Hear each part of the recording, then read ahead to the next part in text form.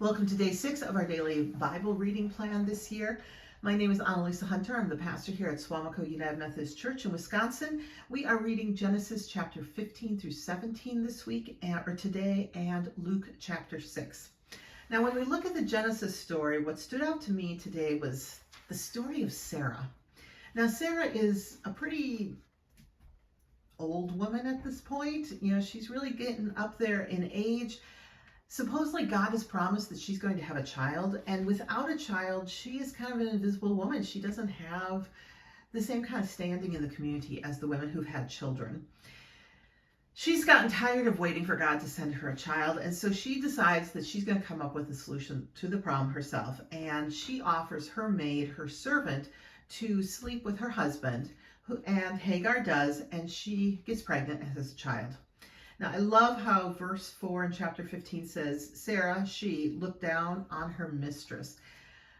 I think this has a lesson for us today. How often do we decide, without necessarily consulting with God or reflecting on our decision, decide to solve a problem in our life, and then we regret it? The solution does not have the intended consequences that we had. I think the lesson of Sarah here is that if we're going to trust God, we have to be patient. And God does not work on our timeline.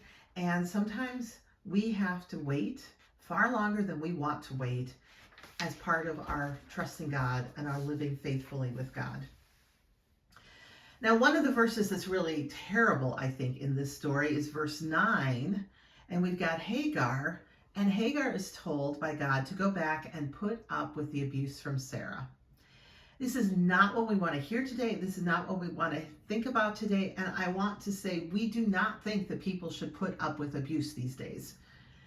Now, this is one of those things that I don't think is God's timeless truth for us. And I think this has changed even within the Bible. In the New Testament, Jesus gives us a golden rule. Do unto others as we would wish them to do unto us. Sarah should not be treating Hagar in a way that Sarah would not want to be treated. And Hagar should treat others the way Hagar would like to be treated. But this applies to all of us today. And the golden rule is a whole lot harder to live with when we really think through all the implications of what Jesus is trying to tell us. So I want to be very clear. I do not think it's right for people to have to put up with abuse in our lives today. We need to solve abusive problems, and we need to support abusive people in getting out of their abusive problems. If we go on to Genesis 17, we have this whole story about circumcision, and this is really where the Jewish tradition of circumcising all of the men in the faith starts. This is a physical mark of the covenant, of the partnership agreement, the contract between Abraham and God. There are still a lot of people who get circumcised these days, and there are a lot of people in religious traditions that continue this practice.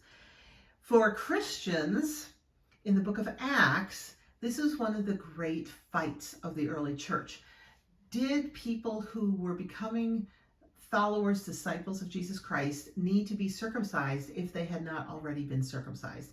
This applied mostly to people of the Greek tradition who had not been doing the circumcision thing. And God spoke to Paul and said, that was a thing in a time and a place, but that is not the main deal right now. And I don't care if you're circumcised or not. What matters is, do you believe in Jesus? Are you trying to live as Jesus lived? And so for us as Christians in the book of Acts, we have set aside circumcision as a requirement. That's not to say that circumcision is wrong or bad if you feel called to circumcision, the practice of circumcision. But this is one of those passages in the Bible that shows us that sometimes things change. And right now, in our time and place, there are some Christians who are judging other Christians that they're not really Christians if we go and change the Bible. But even within the Bible, we see there are times when practices change. And this is one of those things where circumcision was set up as an important ritual in the Hebrew Bible, but in the book of Acts, it is set aside as no longer critical and no longer a primary ritual. So the lesson here, I think, is that we need to accept change. We need to think about it, pray about it, be open to what the Holy Spirit is doing. That sometimes people change, and sometimes our understanding of what God is telling us changes. In Luke chapter 6, there's an interesting story about the Sabbath. Now, the Sabbath in the Jewish tradition starts at sundown on Friday night and goes till sundown on Saturday night. So it's 24 hours of rest. It's time to be with God, it's time to be with family, and it's time not to be working. It was highly unusual in the ancient world to have a religious tradition that took a day of rest every single week. Most of the religious traditions in the ancient world had a number of holidays that were rest days, but the Jewish faith, the 10 Commandments that God gave us, specified that we were to take a day off every single week.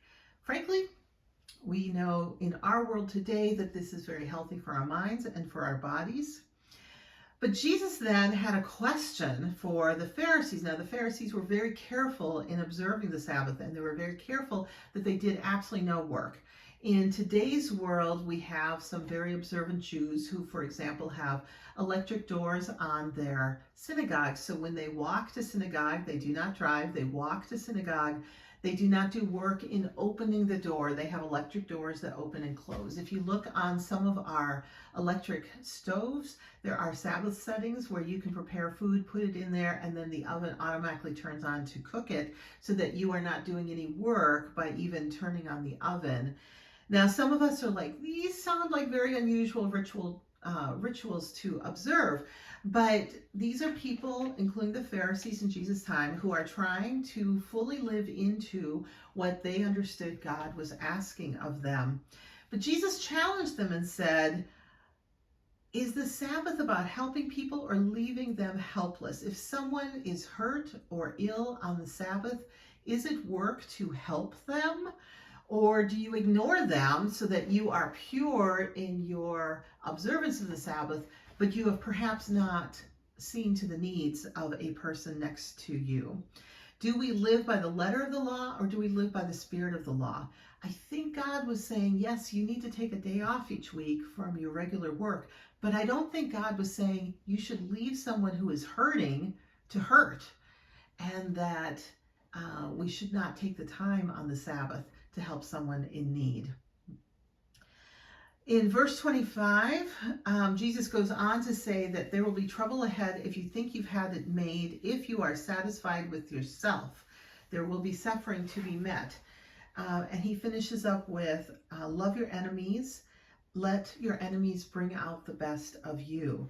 This is part of the life ethics, the choices of how we live our lives each day that are part of the message of Jesus of how we should be living together in community.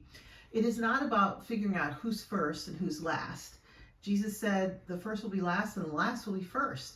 The question is, are you bringing something to the people around you? Are the people around you making you better than you were before? Are you loving your enemies, the people that are hardest for you to love? He finishes up in verse 30 about talking about living generously and you'll never regret it. And the final part is the health of the apple reflects the health of the tree. And so then the question is, how healthy is your tree? The fruit of your life, the behaviors that people see, the actions that you take. Is it all coming out of the same place of love and grace that Jesus is trying to show us? And I think it ends with challenging us to not just use Jesus' words in our Bible studies, but actually to take Jesus' teachings and build them into our lives. What are the decisions that we make throughout the day that can be influenced by Jesus' example and Jesus' way of loving the people around him? And I think that's a real challenge for us today, is to not just read the Bibles for 10 minutes in the morning, but to actually incorporate it into our life, where that throughout the entire day, Jesus' teaching is coming through our hands and our mouths and our feet, wherever we go and whatever actions and words that we engage in through the day. It's a lot, but I hope you are blessed today, and I will see you next time.